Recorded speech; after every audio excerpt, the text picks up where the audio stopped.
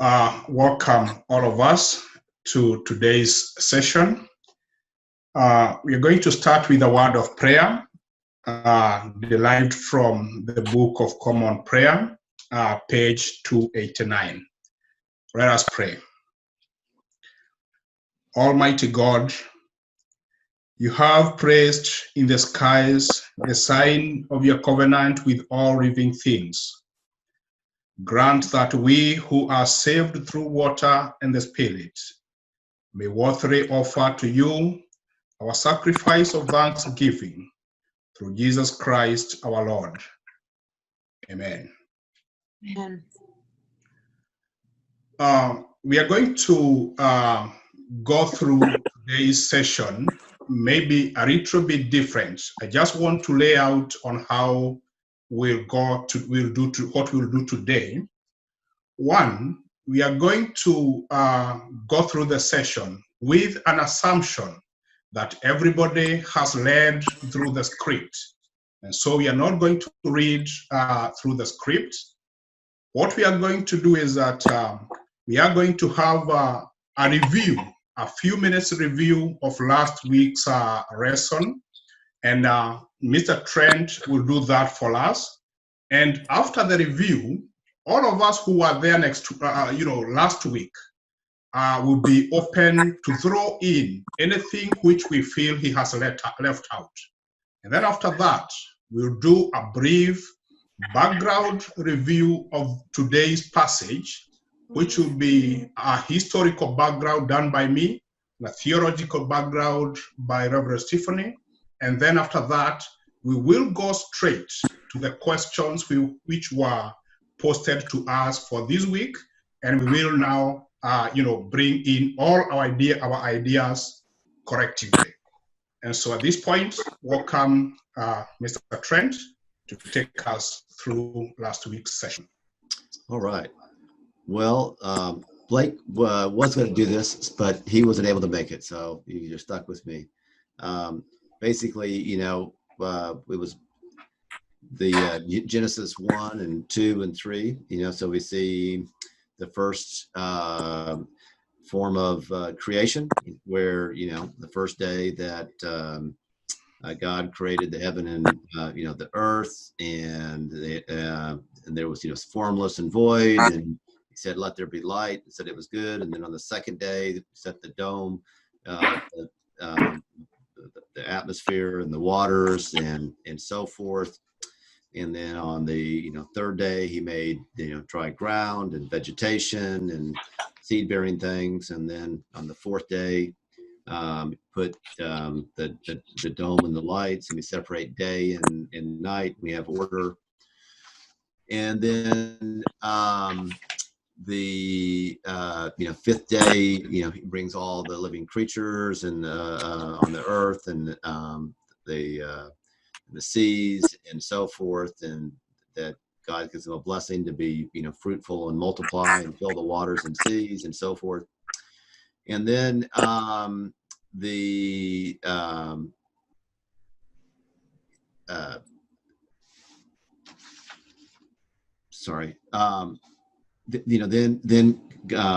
one second.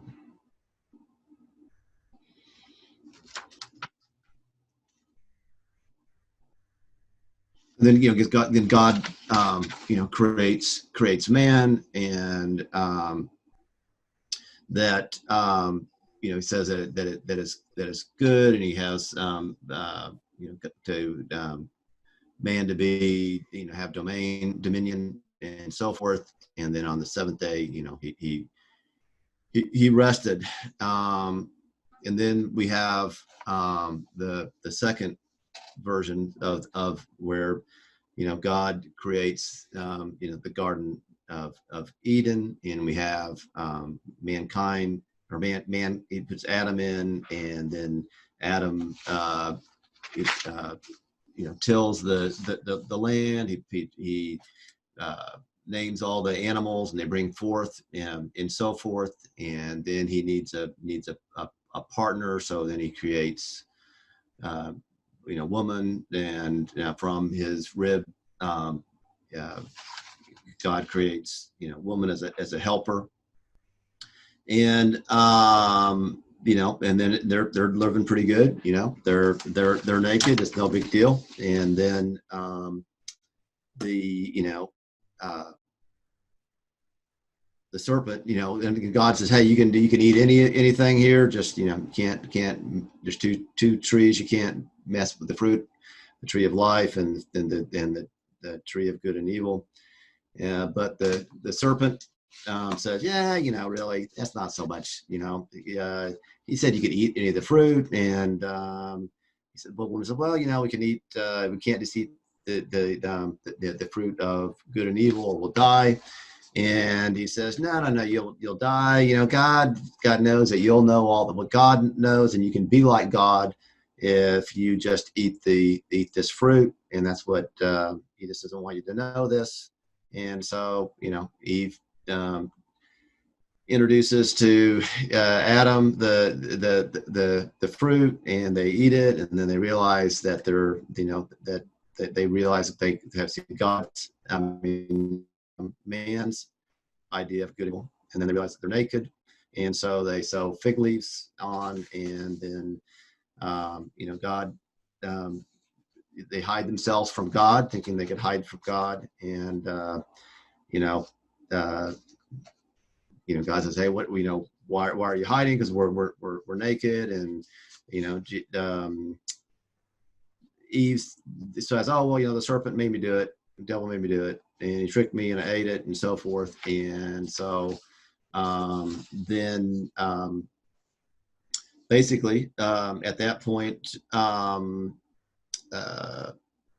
you know, God, you know, says, well, you know, sees man is trying to become like one of us, knowing good and evil. He might reach out his hand and also have the tree of life and live forever. You know, therefore, God sent him away, kept away from the garden, and put a flaming sword, and didn't allow them to, you know, come back to be able to guard the tree of life. So I kind of butchered that, so I apologize. So luckily you're all there. You can jump in.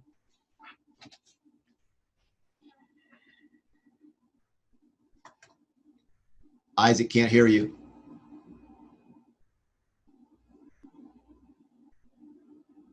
Your mic is still off. There you go. Okay, can you hear me now? Yes. Thank you. Does anyone feel anything that Trent has left out which is important to our story? Just to throw it in, and then we proceed.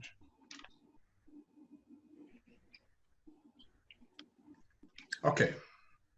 I think silence means we can proceed. And I'm just going to give a very fast historical review of our passage for today.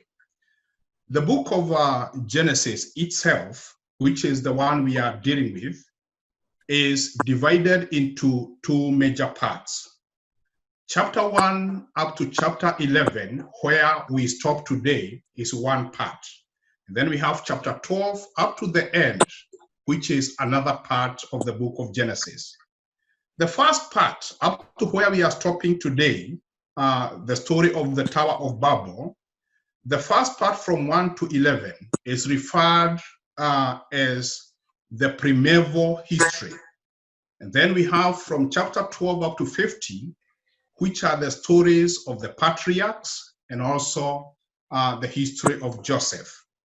You see, if you look at chapter 12 up to the end, we have recognizable names of cities, lands, geographical landmarks, which are absent in the earlier part. If you look at the earlier part, we do not have something we can hold on historically and say, this is where the Garden of Eden was, or this is where Cain was, or this is where, you know, so they are so removed. And so that's what we call the primeval or the primordial history. The primordial history or the primeval history sets out the author's concepts of the nature of the deity and of humankind's relationship with the Maker. God creates a world which is good and fit for mankind. But when man corrupts it with sin, God decides to destroy his creation, saving only the righteous Noah to reestablish the relationship between man and God. You see, the book of Genesis, and actually the whole of the Pentateuch, the 5 first books of the Old Testament, we refer to them as the Pentateuch. Traditionally, we believe that those books were written by Moses.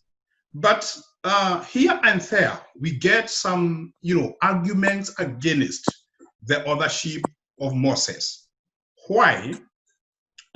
Most recent scholarly work holds that there were 2 versions of Genesis, one which we call the Yahwehist, which was compiled just before or during the Babylonian exile. That is the 6th century BC. And you see, if we look at what we believe, when we believe the creation took place, was so many years before then. And so modern scholarly proves that these books were compiled in the 6th century BC all the way to the 5th century BC, post-exile, shortly before the exile, during the exile, and shortly after the exile. That is when this part was compiled.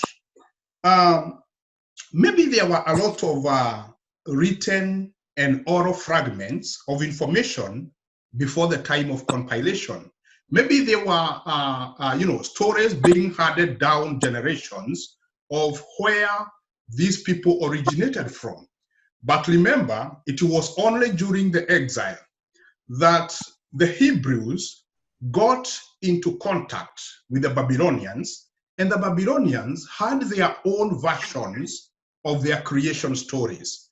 And that is when actually now the Hebrews came up with their creation story.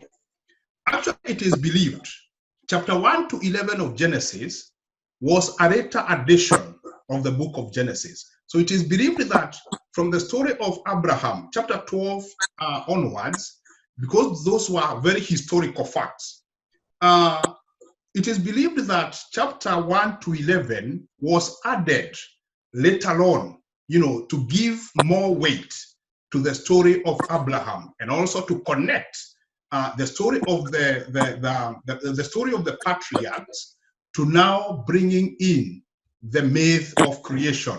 Because remember, they went to Babylon, they met that the Babylonians have their own myths of creation. And if you look at the Babylonian myths of creation, they had more or less significance to the Hebrew story of creation, which is now recited in chapter 1 to 11, which is our passage for today. And so the Pentateuch, as we know it, that is the first 5 books of the Old Testament, are a response to the crisis of exile. So these were writings which were being written to respond, or rather for the Jews as a response to what they were going through in exile. They are going through something they have never expected. I mean, they believed we are a people of God. Here we are, taken into captivity. We don't know, they couldn't comprehend with where is God in the midst of all this. And so all these books were written to, reconcile them with the crisis of the exile. Remember, the exile was the most major crisis these people had gone through. I want to do one quote, and then I finish that. And I want to read a quote by someone called Walter Brueggemann, who is a German scholar. And it says, it's a bit of a long quote, "It is now increasingly agreed that the Old Testament in its final form is a product of and response to the Babylonian exile. This premise needs to be stated more precisely. The Torah, or the Pentateuch, was likely completed in response to the exile and the subsequent formation of the prophetic corpus and the writings as bodies of religious literature is to be understood as a product of Second Temple Judaism, which is now the post-exilic period. This suggests that by their intention, these materials are an intentional and coherent response to a particular circumstance of crisis. Whatever older materials may have been utilized, and the use of old materials can hardly be doubted. Remember, Moses was Moses himself was an elite person. He was trained in Egypt, so maybe he was putting down notes here and there, which maybe could have fallen into the hands of the writers. And so the quote continues: the exilic and or post-exilic location of the final form of the text suggests that the Old Testament materials, understood normatively, are to be taken precisely in an acute crisis of displacement, when old certitudes, socio-political as well as theological, had failed, end of quote. So, primeval history of Genesis, that is chapter 1 to 11, where we have read for this week, was likely a later addition, like I said, of Genesis. It was in exile when the Hebrews got access to the Babylonian myths of origin. So most likely this book, this part, actually the whole of the book of Genesis, most likely, well, we do believe that it was, we call them the books of Moses actually. We do believe it was written by Moses, but most likely these were writings of later post and, pre and post exilic writers. For instance, guys like Ezra, who were very good writers. So it could be that was the work of someone like Ezra. And so I want to stop the history at that point because, like I said, 1 to 11 is such a complicated part to put your finger on in terms of history. And so you can only beat around the bush and try to get somewhere. So I want to stop at that. I don't know whether maybe, Reverend Stephanie, before you go to the theological part, maybe you have something to say on the history.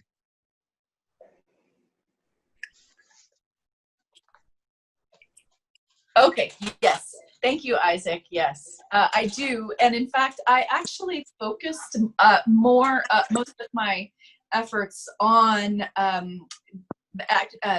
building on what you've said, actually, and looking more specifically at the different sources of where the theories and the ideas came from and the hypotheses about these different pieces that make up Genesis 1 through 11, but then even beyond into the books of Moses, the Pentateuch, because it was thought up until even through the medieval Middle Ages and beyond, actually up through the 16th century, that Moses was literally the author of all of these books. But then scholarship started looking at these different sources and analyzing the type of writing and noticing some characteristics. And they started thinking, oh, okay, I think maybe this is written by different authors and by different writers. And like you said, pre-exilic times sometimes, or post-exilic as well. So it's a blend of kind of both. A lot of the information I have is from Coogan, the historical and literary introduction that I took. You were mentioning Brueggemann, which is a really preeminent Old Testament or Hebrew Bible scholar.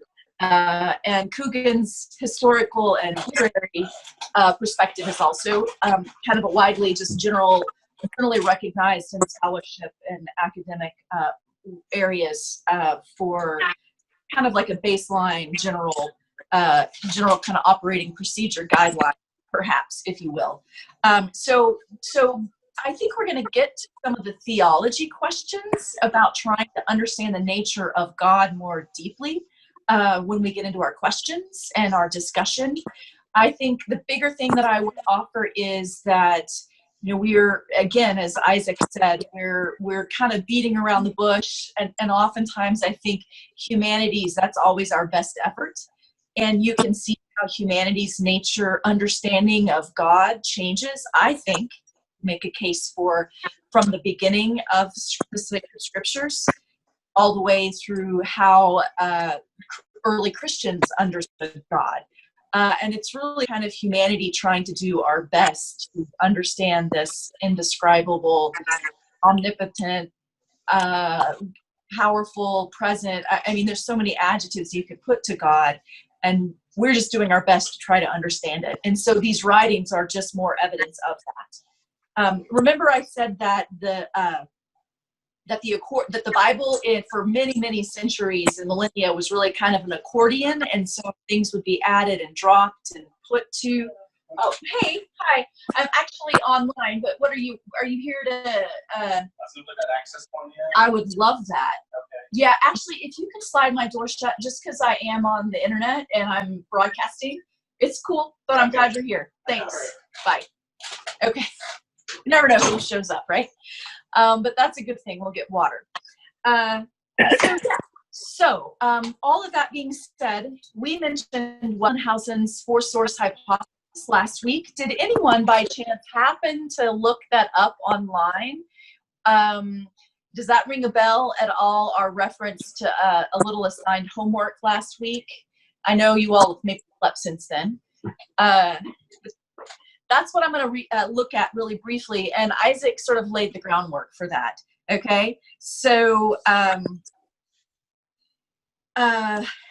think there's two points in particular that you could look at: Genesis 12:6 and Deuteronomy 34:6 as references to a period in history that happened well beyond when it's agreed that Moses lived.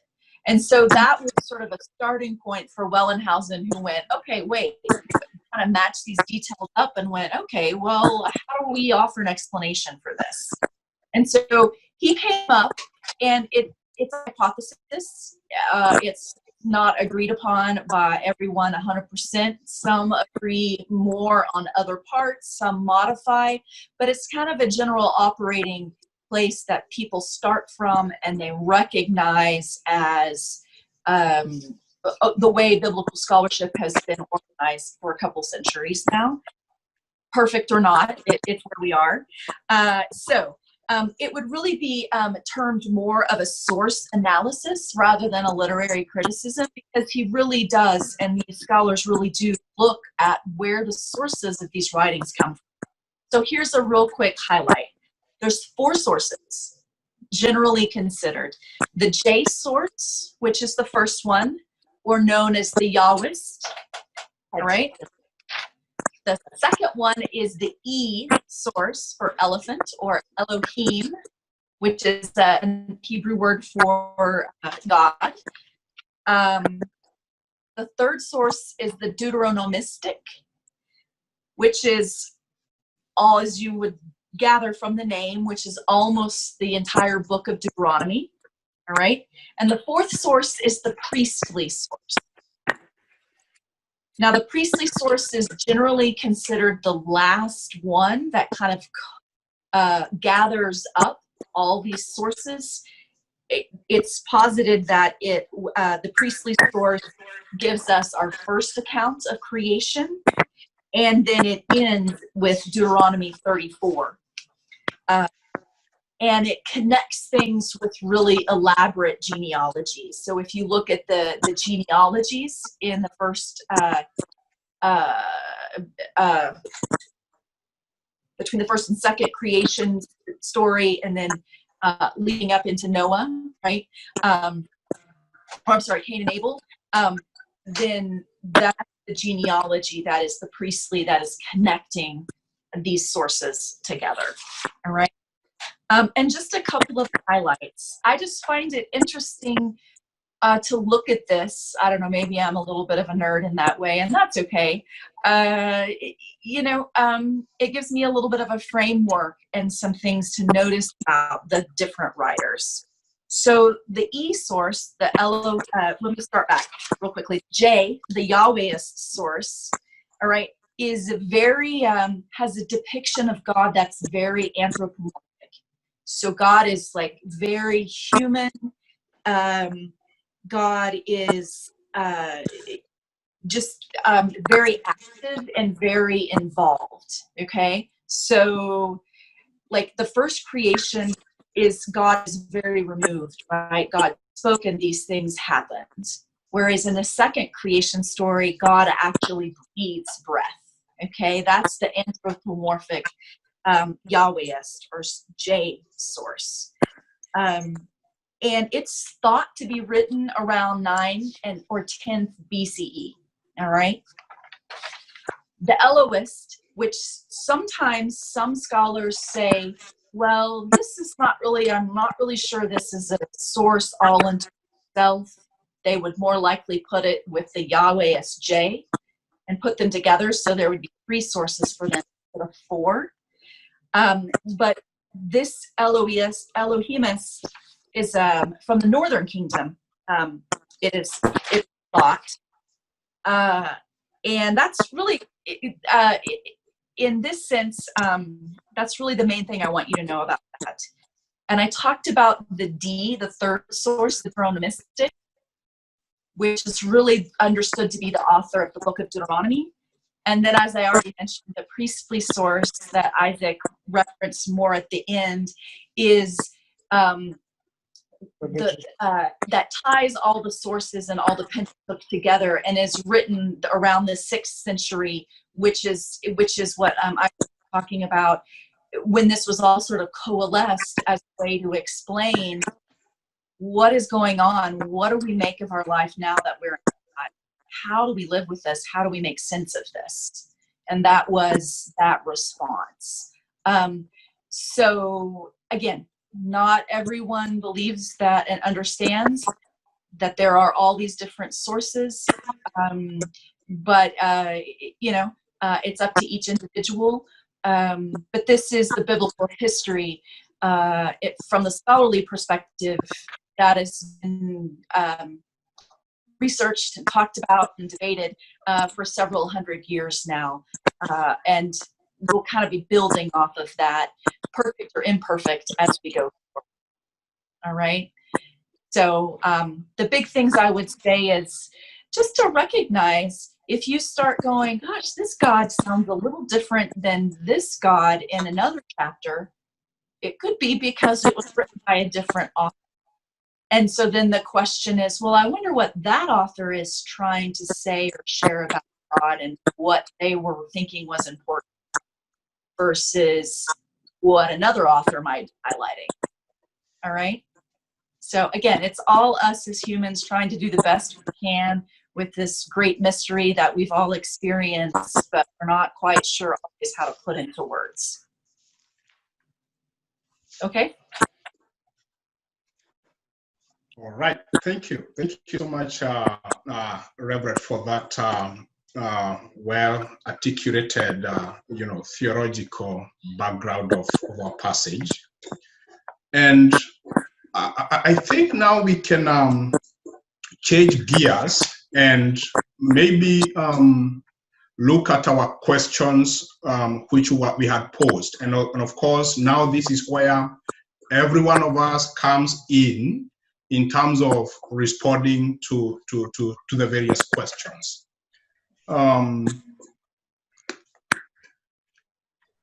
We had 4 questions, and the first one was talking of, in the whole passage, the few chapters or the whole passage we read, what was surprising or interesting or exciting to you in this week's chapter? I hope I got it right. That was our first question. Anything from any part, let's bring in our ideas, because it will help us to understand the story better. And just know, some of you I might have muted just to cut down on the background noise. So just be aware. You may need to unmute yourself. Okay. I was both surprised. Can you hear me? Yes. I was both surprised and challenged when I was trying to understand the Old Testament God. What helped me was the passage on page 20. I was having a hard time with the punitive and judgmental nature, which we'll get into later, but this passage really helped me. When God created humankind, he made them in the likeness of God. Male and female, he created them, blessed them, and named them humankind when they were created. But people failed to live as though they were created in the image of God. Instead of living lives of love and goodness and mercy, they engaged in violence and wickedness and evil. So he wanted them to live lives of love and goodness and mercy, and that helped me. And I continued on at the bottom of page 20, and this is what really stuck out for me. And the Lord was sorry that he had made humankind on the earth, and it grieved him to his heart. Out of everything that I read in chapter 2, that broke my heart. Okay. What struck me in chapters 1 and 2 is in the Garden of Eden, God's response to the knowledge of good and evil and that sort of thing is they're becoming like us.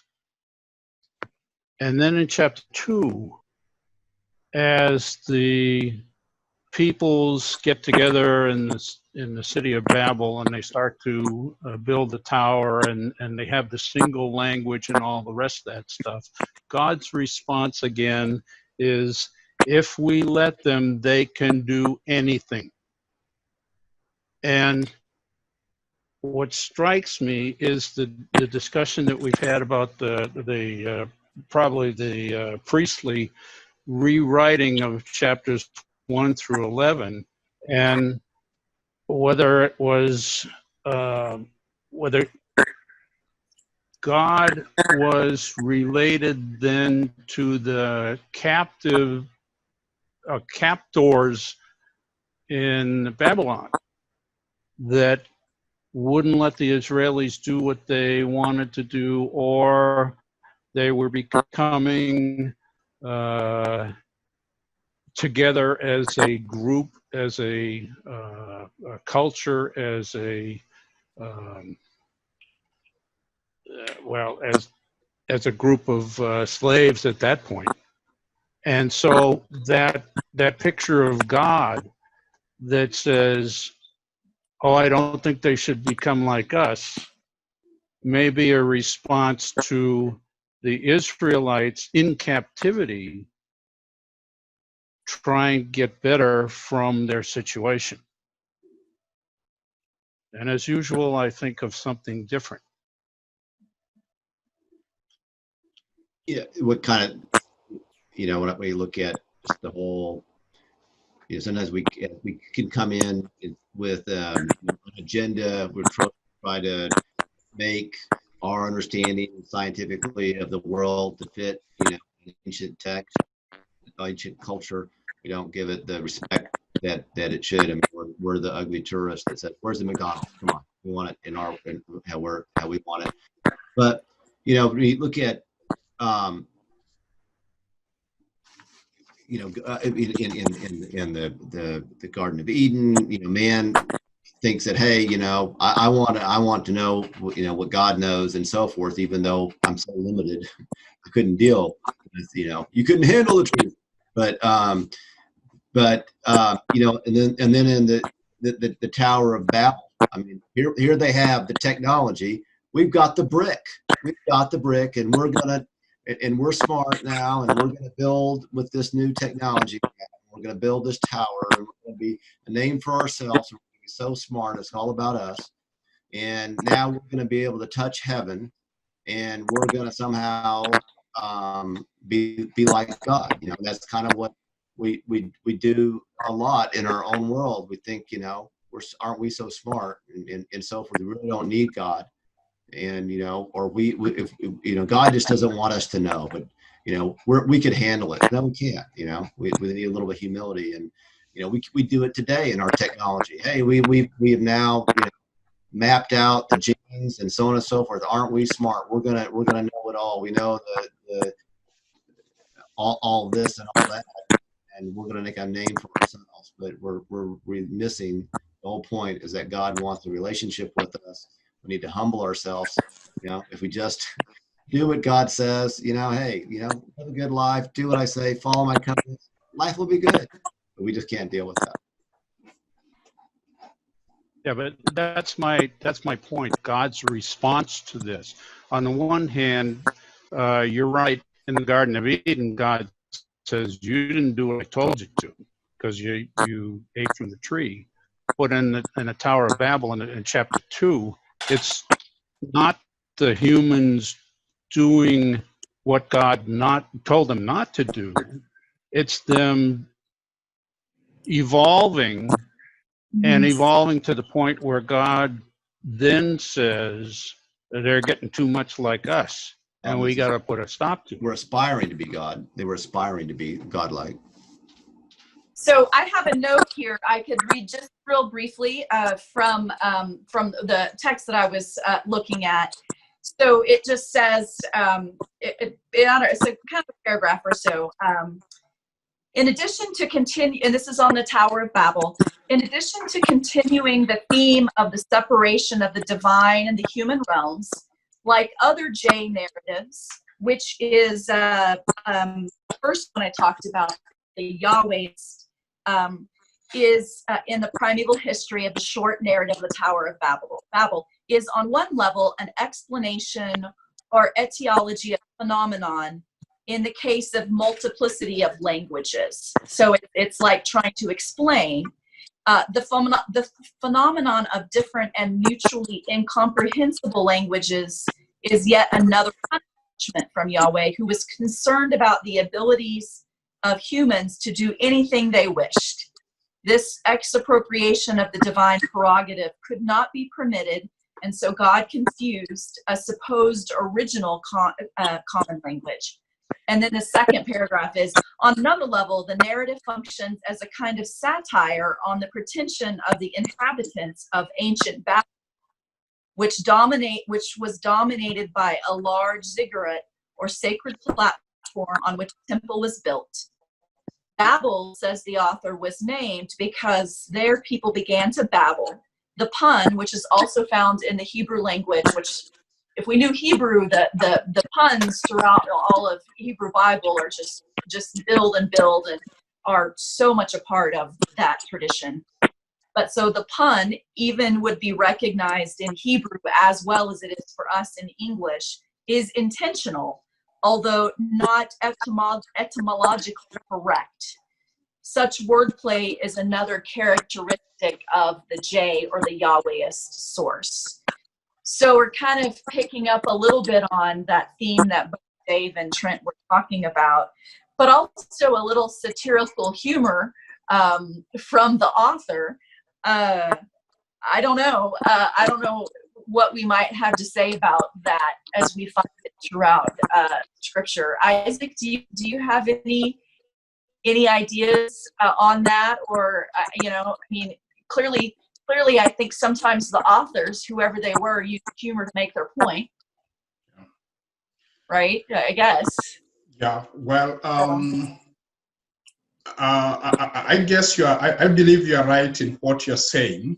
I was actually trying to meditate and trying to reason to this passage with the ears of someone, with the ears of a Hebrew in Babylon, because we are trying to assume that this was addressing either the Jews, the Hebrews in exile.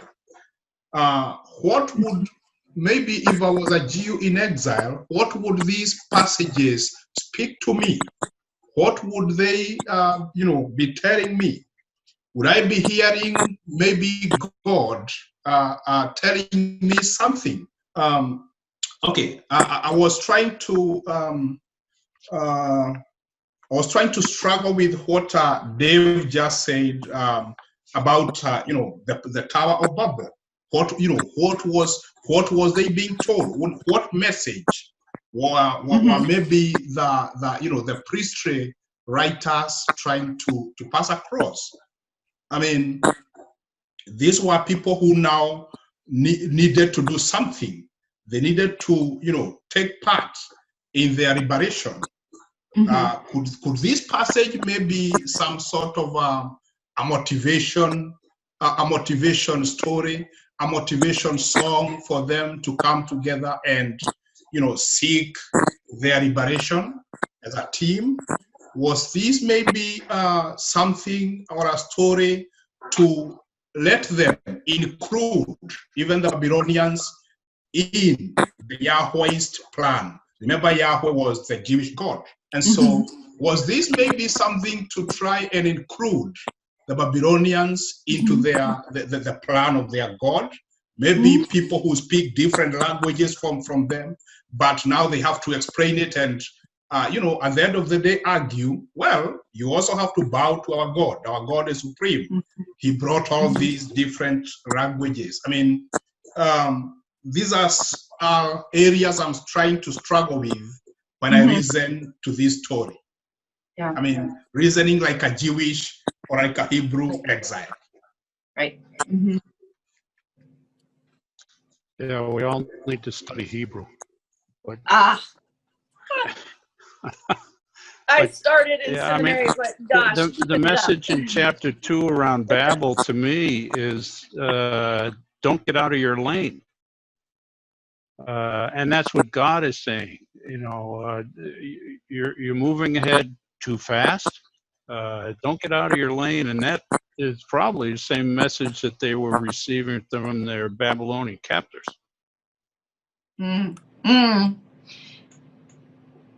Well, their Babylonian captors definitely needed to exercise some control over them to keep them in line.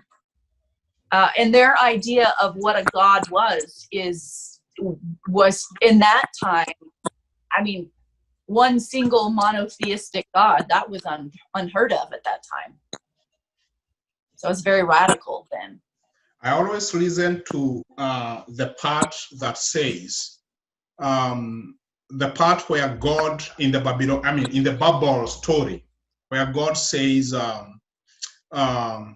look at these people, the way they are united, there's nothing they can start to do which they cannot accomplish.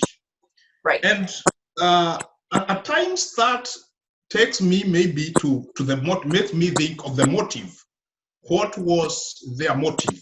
Because maybe if the motive was good, God would not have come down to confuse their languages. I mean, he would have said, "Oh, what a great unity! Let it proceed. Let them achieve." But now the motive here is different. I always go back to that passage and look at the motive of these guys, because they were like, let's build a tall tower to make a name for ourselves. And so the motive brings a total difference. And I think God comes down to confuse them when he realizes the motive is all wrong. So maybe God could have been let them proceed with their liberation if he knew the motive is clean. Well, at times I look at it that way. Can you hear me? Right, we can hear you.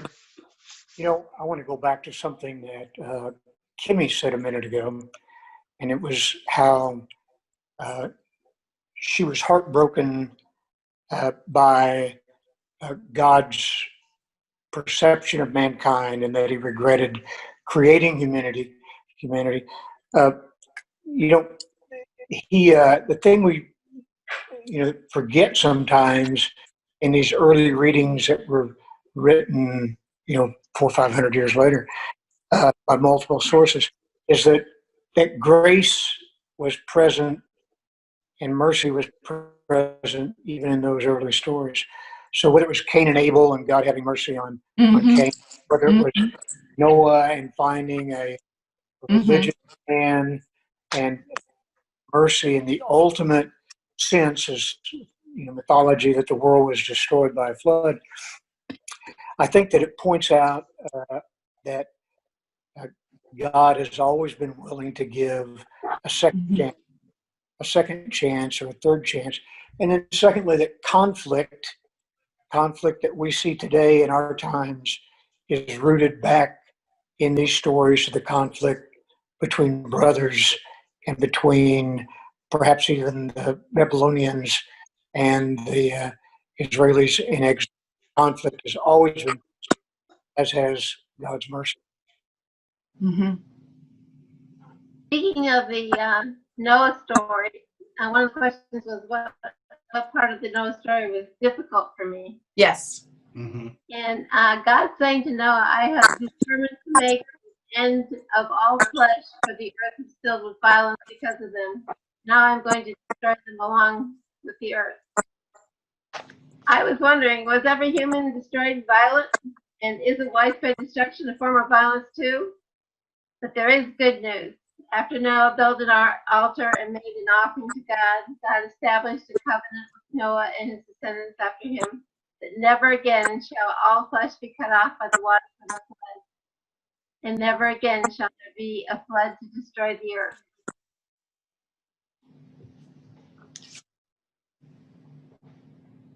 Okay. Would you like to say something about Anne's charge, Reverend?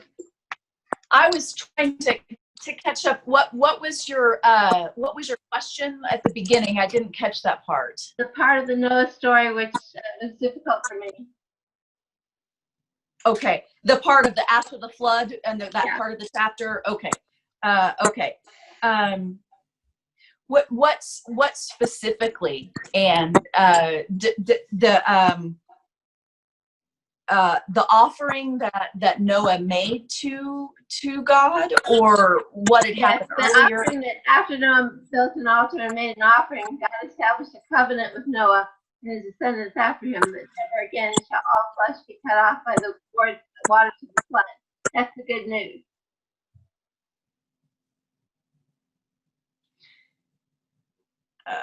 Never eat the ground because the inclination of the human heart is evil. Okay, I'm not at the right place. Are you page 23? After the flood, then Noah built an altar Yeah. and offered burnt offerings on the altar. And when the Lord smelled the pleasing odor, the Lord said in his heart, I will never again curse the ground because of humankind. The inclination of the human heart is evil from youth, nor will I. Okay. So I mean, for me, this is a hard thing for me to think about as God feel.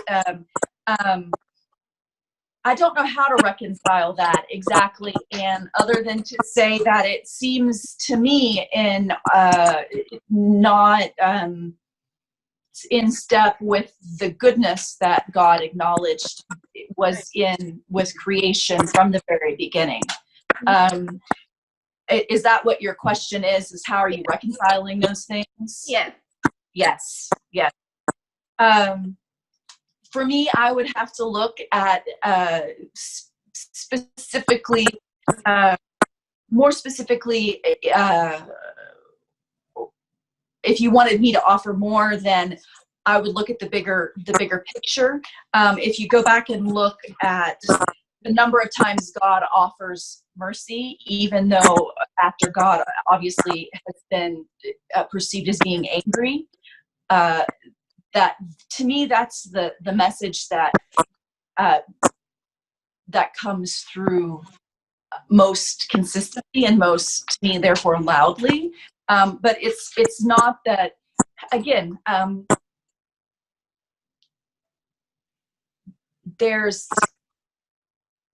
these authors and writers in text are struggling, I think, in some ways as much as we are, to try to make sense of the God that they knew or thought that they knew. And the authors are humans as well. And this is coming from an oral tradition. And I agree with you. Yes. That's one that and when I tend to see those, I tend to go and read and study and pray more about it. So if that's something you'd like me to kind of dig around a little bit more, I'm happy to do that. Yeah. When he said in the middle of page 23, I will never again curse the ground because of humankind, for the inclination of the human heart is evil from youth. So maybe a little bit of this is because, hey, he gave us a chance once. Here we are, Right. we've got a chance. And then kind of it's more just common sense telling us, hey, you know what? I've done this for you. I've done it again. Now this is yours to deal with. You can follow me or you can pay the consequences. And so I look at it that way. He gave us the earth. We abused it to begin with. He's given it to us again. And so now what we have to do is uphold our end of it. We have to follow him. So this is just this is our second chance. And we talked a little bit about that last week. Right. Or, that second chance kind of. So that's kind of the way I look at all of this in the biggest picture, is that now it's our choice. Well, Kimmy, I agree. So the bigger picture and the patterns of mercy and second chances, and yes, absolutely. That to me that's there clearly, at least from my perspective. But I think for when I notice for the inclination of the human heart is evil from youth.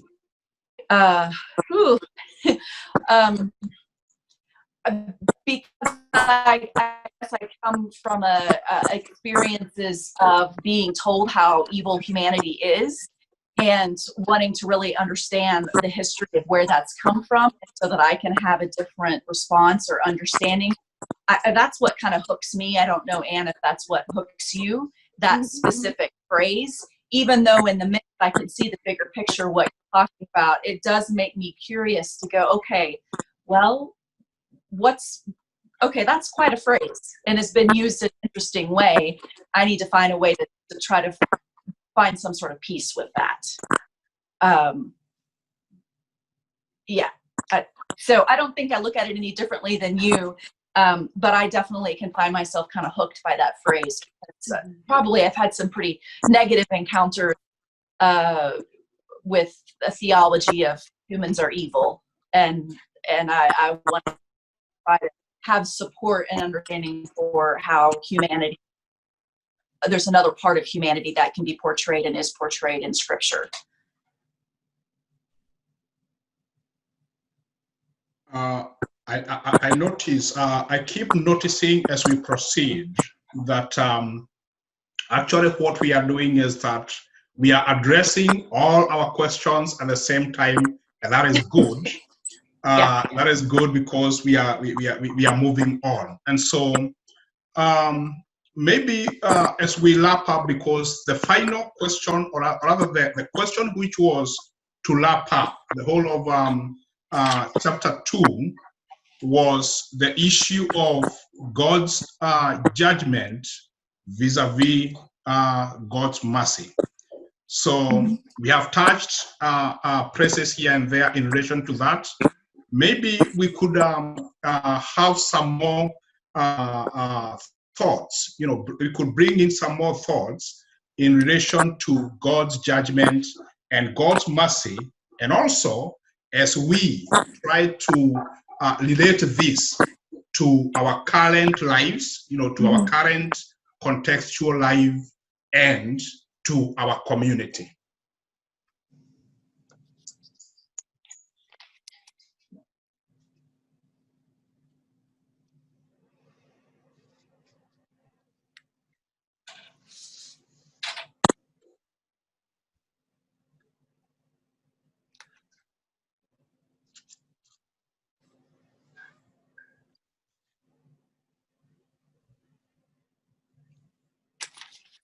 Can we read the last part of the question, which was the big question for today?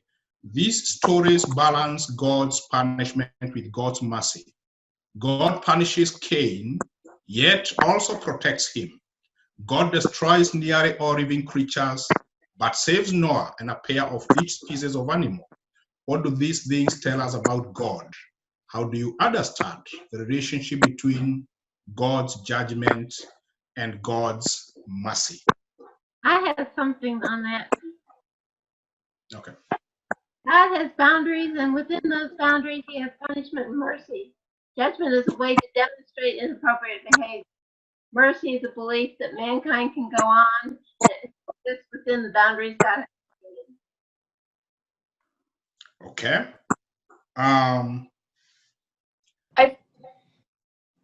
Go ahead. Can Go I ahead, Reverend. add sort of another bigger picture that I think, I don't know why I didn't put this in the beginning, and Isaac, feel free to jump in if you want to on this. But generally speaking, that God's at this time, and to state the obvious and remind myself and others that I'm sure you're aware of this, that the understanding of God at this time when these scriptures were being written was that if something bad happened, then God was not happy. If something good happened, that meant you've done something. So to me, when I think about like as an Israelite, or like if that's such the culture, I mean, even in Jesus's time, and I think I still hear this theology of as well, like something bad has happened to me. Why did God do this? It's like, no. That's a horrible theology to approach the world, because then it's like, you know, horrible things and hard things happen to people who are wonderful people, right? I mean, it doesn't equate like that. But that was very much the understanding that was just embedded and intrinsic in the cultural context at the time.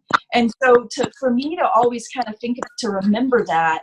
And so when I remember that bigger piece of the culture, and then when I think about Anne's question or some of our other questions, to me, it's kind of astounding that there's so much evidence of mercy and God's love that is there, because that's not really at all how the culture at the time understood God.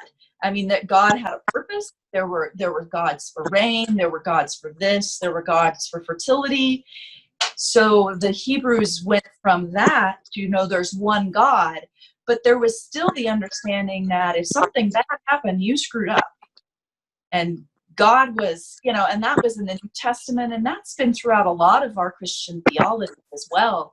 But when you think about, for me, when I step back and think, okay, that's the big context, like the water everyone is swimming in, and the fact that we still have all of these evidence and stories of God's mercy in the midst of that is really amazing. Because it's really trying to kind of like push back on that common acceptance of God as being punitive. So just to kind of set the bigger stage there, which is obvious, and I think we're all get it and understand that, but I want to name it because it helps me remember and answer some of those harder questions and to add more kind of evidence to what we were just talking about. Mm-hmm. I think we do reap what we sow, but I think, if you had kids, or my dad, Yeah. Actually, when my mom said, this is going to hurt me more than it did you. It's like, yeah, right. But it did, but sometimes, Right. there's got to be some correction. There's got to be.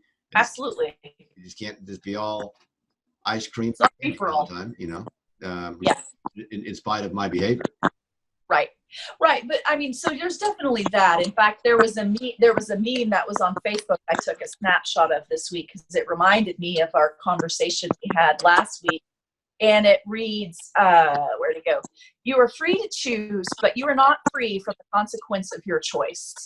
It's like, yeah, that's definitely a part of what we were talking about this past week. But at the same time, people don't choose leprosy. People don't choose blindness. People don't choose, so I think there's some differentiation. And yet I think sometimes that application, at least in that context, it wasn't so nuanced. And maybe that's my bias. Mm-hmm. I mean, I'll own that. So I don't know, Isaac. Add what you want. I'll be quiet now.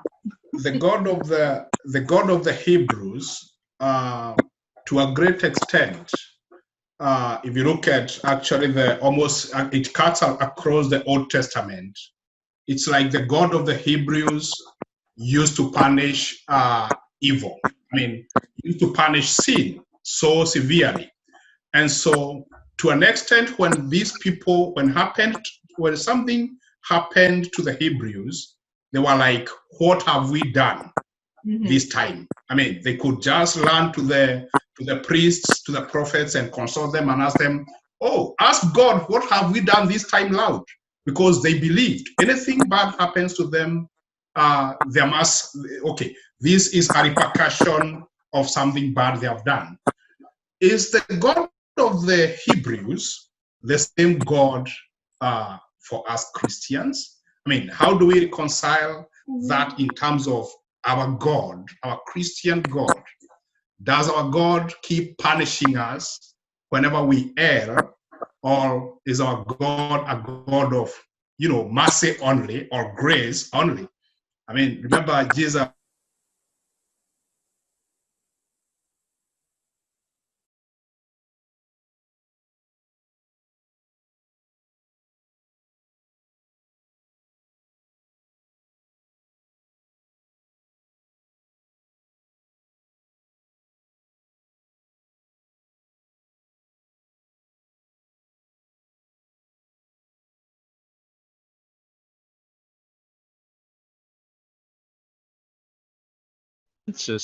That the God of the Hebrews, the God of Christians, and the God of Muslims is the same God.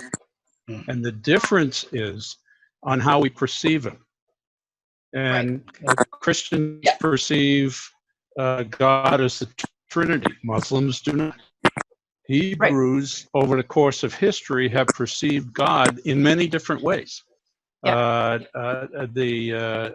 Punisher, the merciful, and oh, by the way, these are the same words that the Muslims use to describe Allah. And so, yes, it's the same God, but it's our minuscule perception of God that interacts with who we think he is. Right. Can I refer to something that you said, Mother Stephen, about one of the four authors, one that appealed at God as human, the human side of God.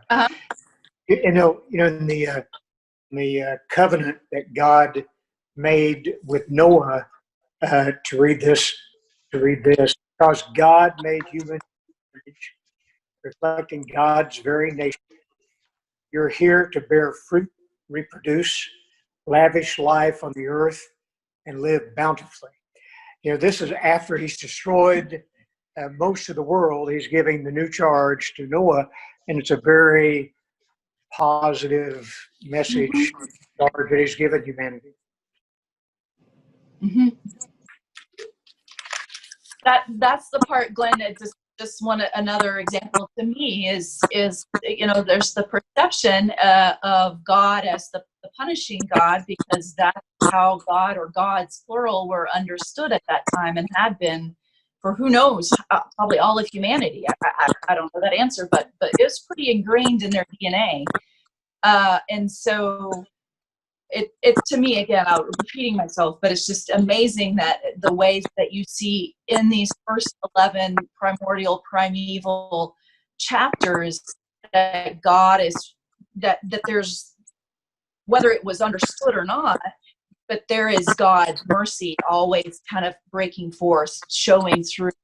And so when I hear Christians say, well, the Old Testament is that God is very punitive and we have the kind God in the New Testament. I'm like, well, wait a minute. Not so, yes, but that's also our perception, or a person's or a people's perception of God doing the best they can do. And yet we still have this evidence of God's mercy and what we as Christians would call grace. It's still there, and it's right in those first chapters to start. So I hear that a lot. I don't know if you all hear that very often. Oh, well, Christians, we have the kind of God. Isn't God so loving? And God is loving in the New Testament, but I think God is loving also in the Old Testament or Hebrew scriptures as well. So. Okay, well,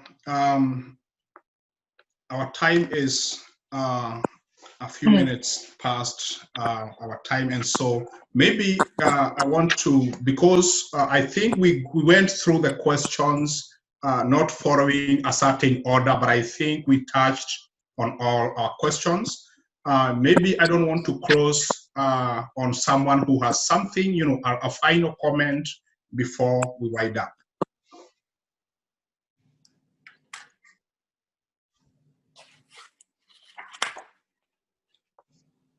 And if we don't have, could someone read us on page 26 the next steps for our passage for this week?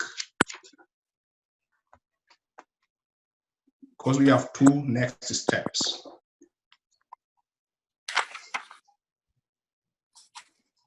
I'll read that for you. Okay. Next steps.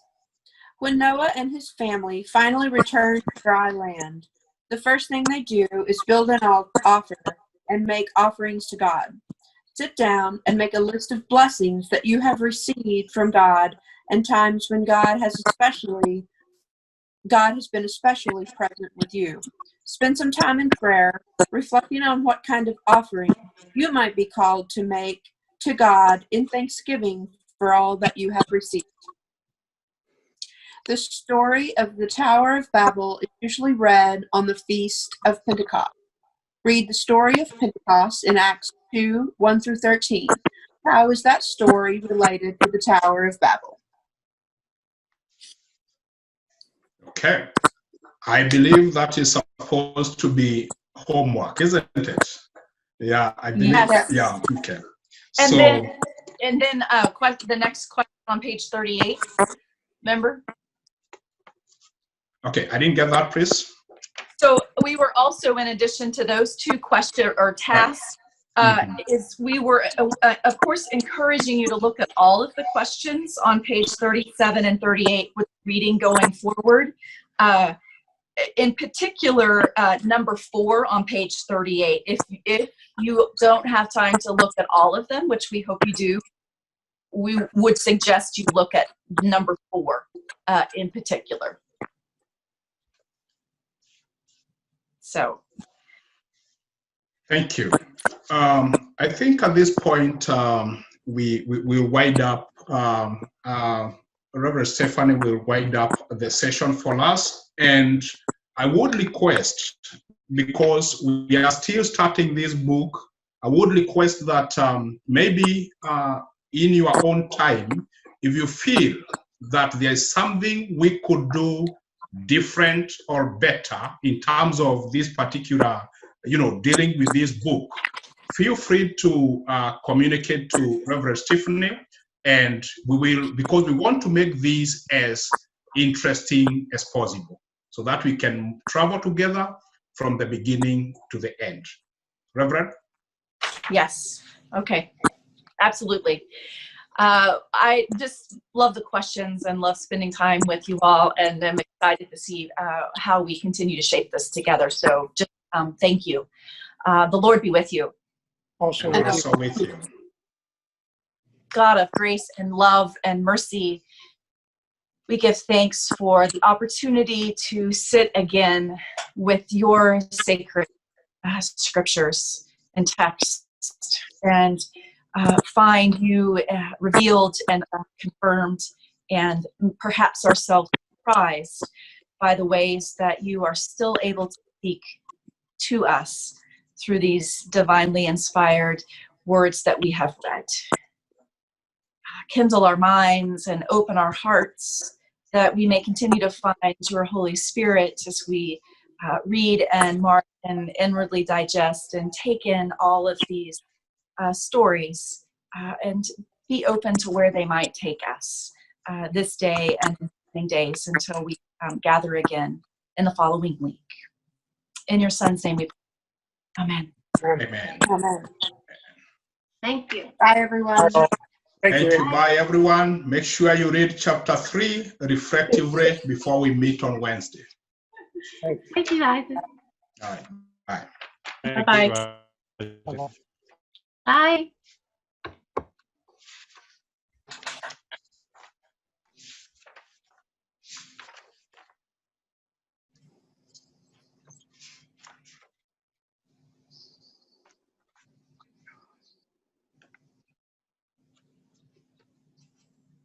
Okay. Isaac, can you hear me? Yes, I can.